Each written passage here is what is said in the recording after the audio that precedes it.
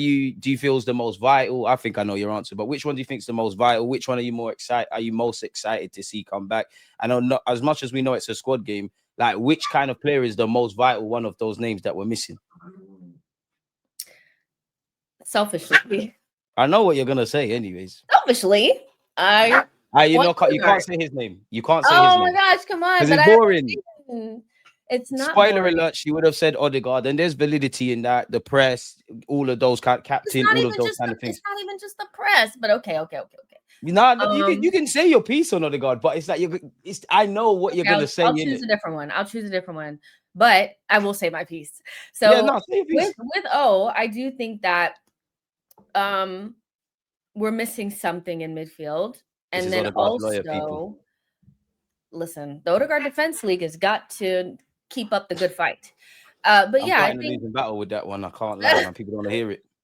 yeah, I think we are missing something in midfield. It's not detrimental. Like obviously, as he's doing a good job, Ethan's played in there. It's fine. But I think we are missing something. And what I'm disappointed about is that we had just gotten to a stage where I felt like Odegaard was threading those balls into Gyökeres. And maybe out of all of those players to come back, the one that I'm most desperate to see come back is probably Gyökeres because he did just kind of have a little breakthrough. And I think I'm Couple of our players, what Gyökeres, Odegaard with his little, the Madueke, cameo, all of them, definitely. Madueke, all of them. When they Yeah. get into that sweet spot, it's like bang injury. Even Martinelli, it's like bang injury, kind of have to start again type of thing. Yeah. And I'm like, maybe Gyökeres being more fit and match fit and used to playing with us with Odegaard would have been really good for us because I still feel like there's a disconnect somewhere with the attack and something is a little amiss. It's not like we're playing bad, but I don't think you can say that it's clicked. And a big part of our attack clicking has always kind of been Odegaard. And then Saka's not quite at his best right now, but he'll get there. But I'm excited for all of them to come back because I just feel like we need options up We there. need everybody, man. Even a Yeah. Gabriel Jesus, who we walked into this season knowing you're not fit. Like at the end of the day, Yeah. I've had the mentality of this season is obviously the vast majority. In fact, there's not a player that in this team that I think is a bad player. Of course, we could have conversations about upgrading and this and that, but Yeah. I've come into it whatever I feel about players, and just to paint a picture, I would say the players that divide opinions to a degree, Odegaard, but I won't include him. I'll say Merino, Kai Havertz, Trossard. These are the guys that, depending on if you speak to 10 Arsenal fans, they say 10 different things. My mentality this season is we're going to war. We need every tool in that toolbox available. Yeah. And I extend that to everyone. So everyone's going to have to be utilized. And obviously, Dalman's popped up, a noose. Maybe he could do something. We're going to need everyone. There's a lot of football to be played. We're not going to win every game. I do think in little patches, you're starting to see a bit of fatigue in games, and Arteta keeps alluding to it. But this is the nature of the game. If we want to really compete in all four competitions, we're going to have to get on with it. For me, you know what, yeah, because I would have said Odegaard with you as well. I think he's the glue. I think, from a selfish point of view for Odegaard, you are finding your feet. And I wanted to have Odegaard saying, no, Eze's not taking my spot. Eze having the mentality, I want to take his spot. Wanyeri coming into the mix. Just competition for places. So I would normally say Odegaard. Mm-hmm. I'm going to say Kai Havertz because I think if Kai Havertz is available, fair enough, Merino could have interchanged with Gyökeres, but I do think Kai Havertz is a vital player for us. I do think he gives a lot. I do think they like him tactically. I did want to see Gyökeres and him. You could argue Madueke and Martinelli because I actually feel I'm a bit nervous with our attack, man. I don't know what it is. I don't know what's in the water, but it feels like it's our attackers. Pardon? It's not clicked. Why is it not clicking as well? Is it just I down to injuries for you? Because I must admit, I think it is. From the Newcastle game to now, obviously, I guess there's little things Arteta could do. But from the start of the season, just before the Newcastle game, if me and you were sat there having this conversation, I'd have said, I need a bit more from Arteta, tactics, all of this stuff. I still don't think we're there yet. But you're seeing the way the fullbacks play. You're seeing the little tweaks with Saliba kind of taking Zubamendi's role with him not being there. You're seeing how we break. I'm seeing a lot of building blocks to believe, you know what? Players stay fit, relationships can get built. And that's where, the Sakas, the Ezes, the Gyökereses, the Odegaards, the Kais, we need them to go through like really good moments of form. But for you, is it just a case of these players are back and Bob's your uncle, or is there something deeper? It's weird because it's not that I think that the attack is like super smelly or they're not creating chances, because I do think outside of like maybe the Crystal Palace game, they have created quite a bit. I think what it is maybe I'm looking for the forwards to score more. And like the Burnley game, Saka could have had like 2 goals. He didn't really put Saka was acting, man. he didn't score. Gyökeres is still kind of getting his feet. Like he scored some goals, but like maybe not as much as we want. It's really more like Trossard and Martinelli doing, but the main players 2 that players people wanted gone. Like that probably are better players in attack. It's like I feel like again, it's Eze, it's Saka, it's Gyökeres, even Madueke. When he was playing good, but he had 0 goals and 0 assists. I think we're just looking for them to get those tallies up. And it's hard to say that the attack is clicking without those numbers to back it up. It's not that they're playing bad. You can see that the attack is doing stuff, So yeah, I think it's just a little bit of that. And that's why I'm really hoping that Gyökeres is not out for a long time, because I think he was just about there to start unlocking it. But we'll see. But one of my goals outside of winning stuff this season was to see one of our players hit 20 goals. I don't think are they gonna hit? Is anybody gonna get to like 15? Like which player would you have put your money on? Man, I was saying like, oh, surely Gyökeres is gonna score 20 goals. Boy, I would have went Saka. You know what I mean? I'd have went Saka or Gyökeres, to be fair. I would have went Saka because you've given me the case study. Like, I would have went Gyökeres because obviously we all know his statistics. He's our number 9 and all those things. But, me and you have had conversations on this very platform about, Arteta's use of a striker, adapting, relationships being built. That's actually the main reason beyond the obvious why I need these players back fit, because relationships can get built. There's a lot of new tools in our Arsenal, ironically, innit? Like Rice and Zubimendi are learning each other. Odegaard and Eze, when they play together, either or. Obviously, how that ties in with Gyökeres, Saka and Timber. The list goes on. Are you concerned about Saka, specifically his form? Because he's come back from injury, but are you concerned? A little bit, but it's like he saw so much of the benefit of the doubt for me and credit in the bank, where I'm like, trust me, of course he's gonna click like into form at some stage. But am I like, because I felt like after the Madrid game, like he was really good. I don't think he got any GA, but I thought he was really good in that game. But then he kind of went backwards in the next game. So I was like, wait, what's going on here? And I know Arteta said he was sick. So I'm just hoping it's like a second half of the season click type of thing. But I feel like that's why I'm like just a little concerned, because it's not like we're not creating chances. Because again, Saka could have scored 2 goals against Burnley. It's not like the chances are not there. But do I feel like, I think what I want to feel is that we're inevitable. In any situation, we're going to score. And I'm just wondering if something were to happen to set pieces, which I don't think that it will, but if in that case, do I believe that we're going to score? And I feel like I'm a little unsure about that. So I need somebody to start putting the ball in the back of the net. Now, maybe Kai Havertz will do it. I don't know.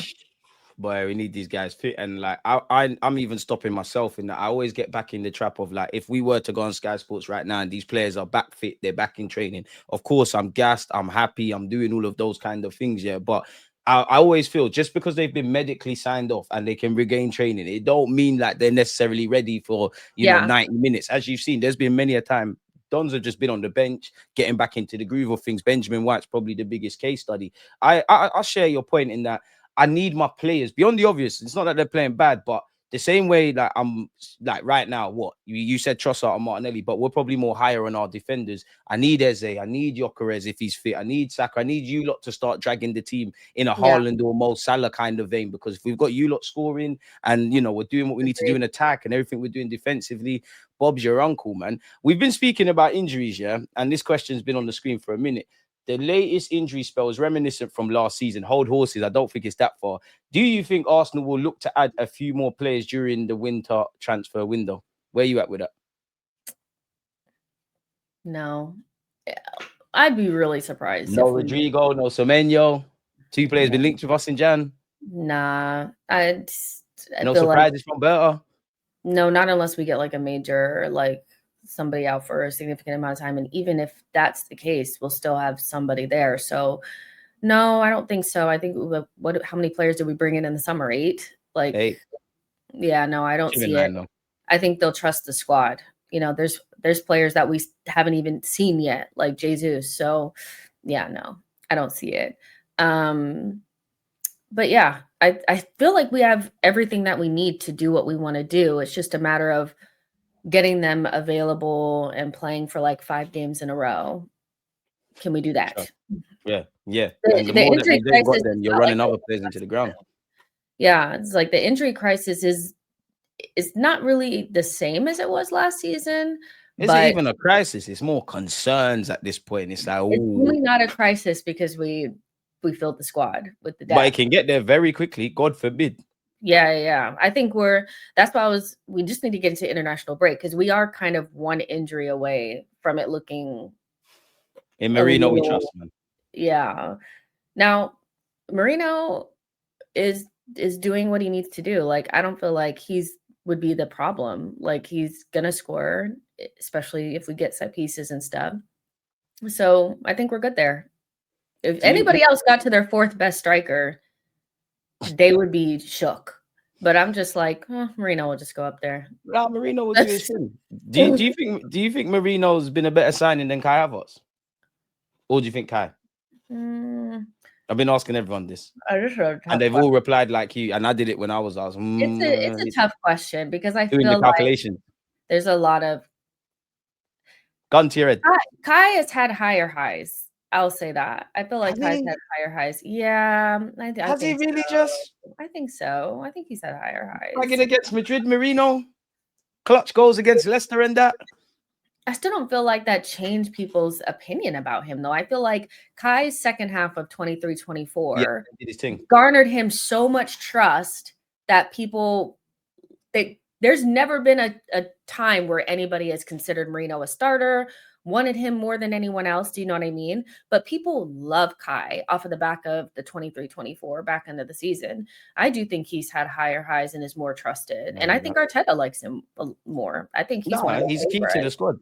But do you not feel respectfully to Kai Havertz, and I don't mean this in a disingenuous way, but I feel when we signed Merino, there was a lot of extreme opinions. Certain people were saying he's going to replace Xhaka. He's the best thing since sliced bread. He's amazing. Likewise, they were underwhelmed. You know as well as I do, when Kai was signed for us off the bat before he kicked a ball, the extreme kind of opinions, right? Yeah. And obviously the same's been afforded to Gyökeres. But I do feel Kai Havertz is the one thing he got that Merino never got, bearing in mind Merino got injured, and obviously Gyökeres is, let's be real, it was treated like a bit of a charity case. He got that penalty. People were excited because he started a bit of a fight against Newcastle. It took about 6 months. Well, are we being fair?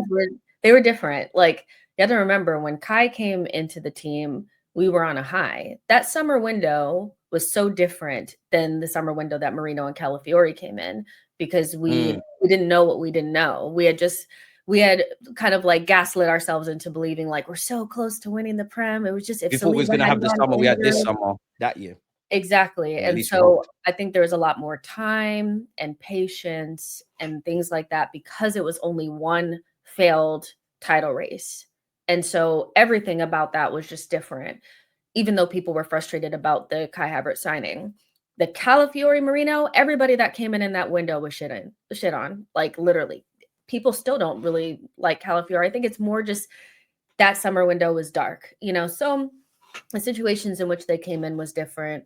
But for me, Kai Havertz is just not a player that I still don't feel like we needed. I feel like we needed something different. I feel like we could have done something different. I still stand on that. But is he important to the squad? Yes. Has he been better?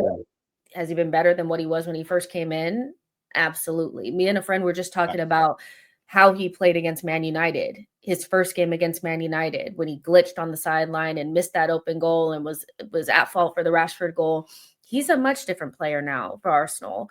But yeah, I wouldn't go as far as like he's just been like so much better than Merino. It's just been different. I feel like when you come in, how you come in, all those things make a difference. Everybody fit is Kai in the strongest 11. What? Is Kai in the strongest 11? Yeah, everybody fit. There's a gun to head. You need to name Arsenal's strongest 11, which you believe in your heart of hearts. Is Kai Havertz in there? I guess. Right now. Where? Oh, there's no other place but striker.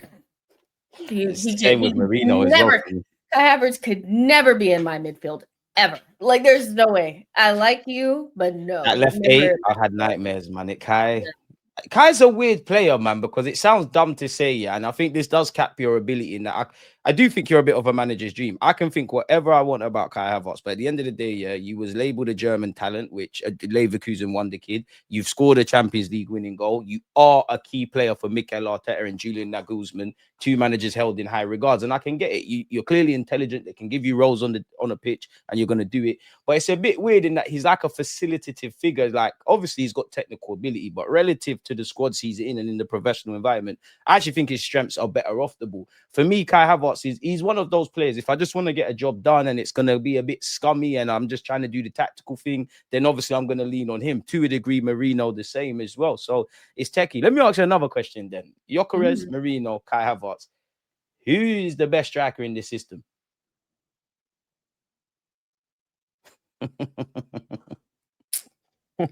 See, Dark. it is. I feel like I don't know, because have things changed a lot from the 23-24 season? Because that was, to me, like the best version of our attack. Was it? Because this is not the best version of our attack, and it includes Gyökeres. So I don't know if it could be Gyökeres. I think if everybody, I think tactically it is. I think tactically it is. I think tactically, but like scoring goals, like everybody. No, I'm speaking purely about attack. I know it sounds mad, but I can only go off what I believe I see in it, and I think I've seen we can be very devastating on the counter attack. Going back to the Man United game, actually, where Gyökeres has played that ball for Trossard. I'd say City the same, and then obviously there's another one, Newcastle. I've seen those kind of building blocks.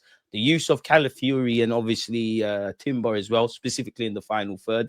And obviously, like you said, we're kind of doing the same things, which were to a high standards. Like on the best of days last season or the season before, it was more of a case of we just need better personnel in them ranks. You could kind of see the method to the madness. But I think everybody knows, we need to find more ways of playing. So I will go Gyökeres in it, because at the end of the day, you have to be an upgrade on what we've got. But doesn't have the credit in the bank that the others do. Or the ceiling is higher with Gyökeres at striker, because when you look at his link-up play, his pressing and everything from the last couple of games, especially the Burnley game, he did kind of everything that Kai would do and then some, and scored. So I feel like if Gyökeres could just do all those things that he's been doing, because he's basically been doing the Kai Havertz stuff and not getting the goals, which is why it's been frustrating. But if he ever gets to the stage where he unlocks the goals, that ceiling is so much higher than what we have with anyone else, because that's the only thing that Kai really had over him. That was it. Was just he can do everything apart from be consistently in the final third. I'm like, so the sky is the limit. I feel like with Gyökeres in the way that we think he's going to be. It's just we haven't seen it yet, but we've seen little bits of it. It's there. But we've been our best. Is that even true? Because was our attack not the best when Jesus was there? I don't know. Who? Jesus. Okay. You didn't even add him in because you don't believe in him, like you say you do. Listen, I'm too far to turn back on the Gabriel Jesus thing. I'm not selling my stocks. You know how I feel about Gabriel Jesus left wing. I'm trying to see something. You, Gyökeres, Saka, don't shoot me, people. Yeah, as much as I love Eze and Odegaard, I am just trying to see something. Kai Havertz in that Odegaard role, Gyökeres through the middle, Saka on the right, Jesus on the. I'm just trying to see it in 90 minutes. I never said I want to see it. Why would you want to see Kai in midfield? The concept in the Odegaard role. No, he can't play the Odegaard role. He can't play the Odegaard role. If Eze is struggling in the Odegaard role, what makes you think Kai can do it? You think Kai, obviously, technical level and all of that stuff. Odegaard's up here, Kai's there. It's a high-touch position. In terms of tactical understanding, you think was it last season that Kai Havertz and Odegaard were both injured in that middle and we was doing madness? If Kai was fit, I will bet you any bit of money that I have, that Kai Havertz would have been that. I'm guarantee you're going to see at some point Kai Havertz interchangeable. To me, there's just so. All right, let me ask you this then: concept of Kai playing. No, because you're seeing Kai Havertz, and we think he's shit on the ball. Which big up Kai. Yeah, we love you. That is what I'm what it is. But that's not what I'm doing. Like remove the technical ability. We know, and again, I come in peace, Jess. Odegaard is the guy. But remove the fact that Odegaard's a baller and Kai's Kai. Are they both intelligent footballers? Be sure. Do they both understand Mikel Arteta's system? Sure. Could you argue that those two are, and you could actually say Merino in terms of intelligence of understanding in midfield of where Arteta wants you to be, it's them in it. Because don't get it twisted, like you said, Odegaard, Wanyeri, Eze, that's my initial bias because that's what I want from that role. But the tactical understanding, Merino and Kai are quite up the list. I'm not saying I'm happy with it. And I'm just saying I want to see it. There's not an idiot in that team because you cannot play for Mikel Arteta and not have tactical acumen, footballing IQ, all those types of things. But the reality is honestly, I feel like Odegaard might be one of the most intelligent players in the team. And unfortunately, it definitely is. You have to be able to marry that up with actually being able to execute the things that you want to do. I feel like people have this idea of the second striker thing, but we've seen it before. With Kai, he's played that second striker role, that 10 off the striker with Jesus. And I get that the idea is if Gyökeres is there, it'll be different.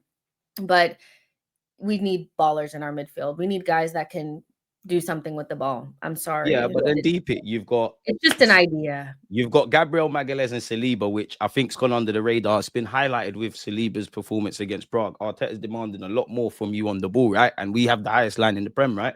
Our fullbacks, you're seeing whether it's inverting or whatever, you're seeing a lot from them. Zuba Mendinho, I don't need to tell you or the chat what he does on the ball. It's there. Rice is making that run. You mentioned Gyökeres. Gyökeres is doing his thing and occupying centre backs. The wingers are going to be there.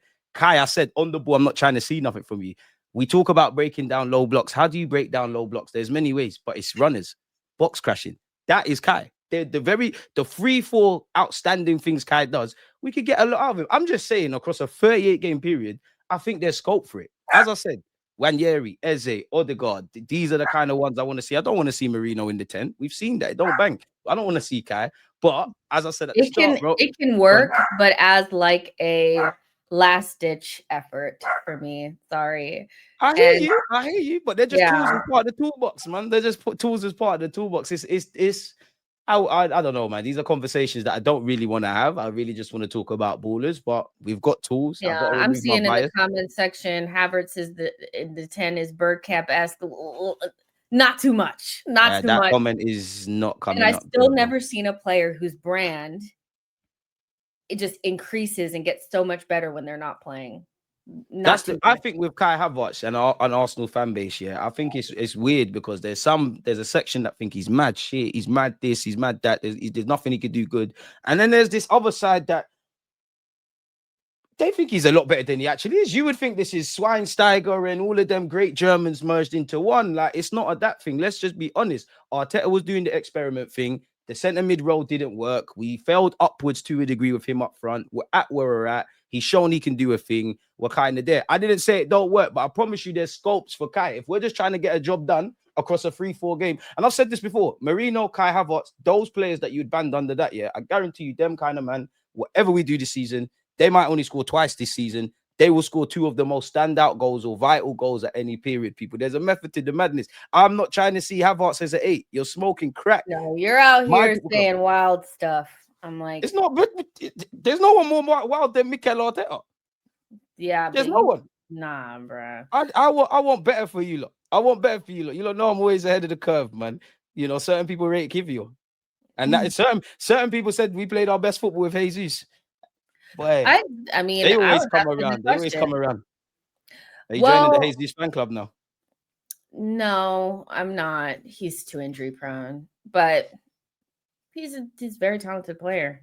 One of our most talented players, I would say. Jesus left wing bookmark it, people. It's gonna be mad. It's gonna be great. Well, Boy is asking a question, but I had a question too. Go on. What have you thought of Nkapie so far? Love him. Obviously, the case study's dead. It's more of a thing of like you're just trying to get minutes. Love him. He's a little shithouser, South American aggression. We ain't seen him expose that centre back like that. I know he played with Mascara.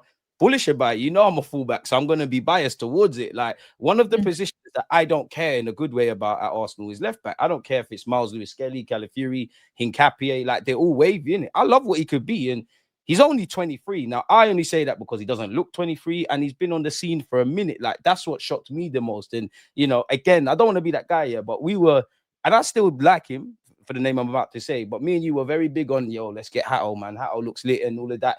He looks shit in a Chelsea shirt. I don't know if that's Chelsea tax. Hincapié is significantly more experienced, significantly more upgraded, and we pivoted. So, yeah, big up Hincapié. There's more to come in it. Yeah, he's done well, like coming straight in. But one thing Arteta knows is defenders, so I'm not that surprised. And I want more. Yeah, but it doesn't make sense, but I want more. Yeah, no, I hear that. No, I just want to ask you about Hincapié. What are you saying for Hincapié? You're not a fan? I don't feel like I've seen enough yet. You know, like there's not enough to be like, yeah, like it. You know, he's only played a couple games, but you praised Kivior for less. No, I did not. But Hincapié has been really good from what we've already seen. So do you think he's a better passer than Kivior for what you've seen? No, not yet. I'm just starting trouble, man. I like Hincapié. He'll do his thing, man. I mean, what can I say that you haven't echoed? Just like defense, fucking amazing, isn't it? Our defensive ethos and our defensive players, like it's a movie. Like that's what you can say. It's a movie. It's an absolute movie. Why you got your hands on your head? No, I'm just doing this. No, but I was getting scared. I was getting scared. I thought you saw some injury news or something, man. Don't scare me. Don't scare me. Don't scare me. Don't scare me. Go on. Yeah, no, go ahead. The question? Yeah, I wanted to say, yeah, boy, I apologize because I've had this up for a while. I think this is guided at you just. Which result in our next 5 games do you believe can give us the most momentum? Personally, I think we've already had it with the Newcastle game. But yeah, where are you at, Jess? Let me get them up. You know what? I straight after the international beating Chelsea at Stamford Bridge. We've been shit last 2 years there, you know. We've not been good there because beating Spurs is like brushing your teeth in the morning. Like, like we do that. We does this, you know. And I think even if we beat Bayern, it's the league phase. We understand that like there's so much more work to be done. But if you go to Stamford Bridge and because every Chelsea fan that I watch talk, no matter what's going on with them, they lose to Sunderland, they draw to Karabag, whatever. But if we beat Arsenal, this is their cup final, and I'm not trying to give them a trophy. Beat them, and I think actually, let me see, 1, 2, 3, 4, 5. Just skip out Sunderland because obviously after the international. Now, also, we need to beat Aston Villa home and away this season. I'm tired. That's what I was gonna go, man. Yeah, them being able to take points off of us. I feel like the last time that we beat them home and away was was it 22-23? It was Jorginho hitting with the Emmy. Was it even that? Didn't we lose at the Emirates to them or draw? I swear we fucked up a 2-0 lead or something. I don't know. We beat them home and away that season. So let's do that again. Yeah. And that was the last time that it happened. It's like they keep taking points off of us, and it's so jarring because the narrative comes up and all that kind of stuff. We should be beating them. It's a difficult one to answer, man, because you made a great point about the league phase. You made a great point about Chelsea. So it's difficult for me. Where Bayern Munich's concerned, I've seen my team beat PSG and compete against PSG when we went out. We've obviously beat Real Madrid. We've actually gave a good account of ourselves in the 2 legs. What was it? When we got to the quarterfinals of the Champions League against Bayern Munich. So I don't know how much that would do for us. But again, you're beating Bayern Munich and probably give or take us and them, probably the best performing teams at this moment in time in November in Europe. So if you carry on your form, assuming we beat Sunderland, we deal with Spurs, you beat Bayern Munich, it gives you it gasses you in it. Like we can hang here, we can do all of that. I want to say Chelsea because, as you said as well, it's their cup final. I've been very disappointed in the last 2 years at Stamford Bridge, man. Like I know 2 years ago or whatever year it was where they played Mudryk and we had a tough 45 minutes. Dark, and obviously Saliba the penalty thing, but I think we were shit before the game. Rice saved the day. Last year we were shit, and we dropped points from winning positions. The only time in recent years that we've been bloody fantastic at Stamford Bridge was Zinchenko's debut year. I think Magalhaes scored. I think Aubameyang played against us, or I might be making them up. I'm gonna say Everton away. Why are you? I'm gonna say Everton away. Why do you gotta be different? How Everton? Why do you have to be different? First of all, we roll over there and deal with them. That's not in the 5 games. The question was 5 games. Cool. You're right. VAR. So Talk 1, about 2, somebody's 3, 4, 5. Everton. Why Everton? Oh, Go on. like, you watch Arsenal. You've seen the last couple of times we've gone Everton away. David Moyes, you know, the Arteta stench. My hot take and conspiracy theory is Arteta likes to look after his old team. I'm being a bit silly, but you know what? You did say 5 games. 5 games. Let's be a little You bit know more. what? Yeah. Brentford at home. Brentford at home. Brentford at home, because you know, God forbid, yeah. Well, not even God forbid. That's the wrong thing to say. We deal with Spurs. You win. By God's grace, you beat Bayern Munich because company said Lokonga was the next Yaya Toure. So we got 2 wins. You deal with Chelsea. That's now 3. Is there going to be an element of complacency because you're back at the Emirates? You think everything's great. You deal with them. But then Brentford are a tough team, though. Like, the thing about nasty Brentford set is, piece derby. they have the set Villa pieces away. and all of that, but they're just like, they always have the type of player that can really hurt you, that like to step up against teams and shit. That See what Igor I'm saying? Thiago guy, I don't like that, you know. But to me, it's just gotta be Chelsea. I make you right with the Aston Villa away, you know. Yeah. But is that us two projecting though? Because you think Aston Villa away, even when we've won, it's not been plain sailing. Emre stench. Are we projecting rather than like what we're I actually think we seeing? need to keep beating teams that have been our bogey teams over the last 2-3 seasons.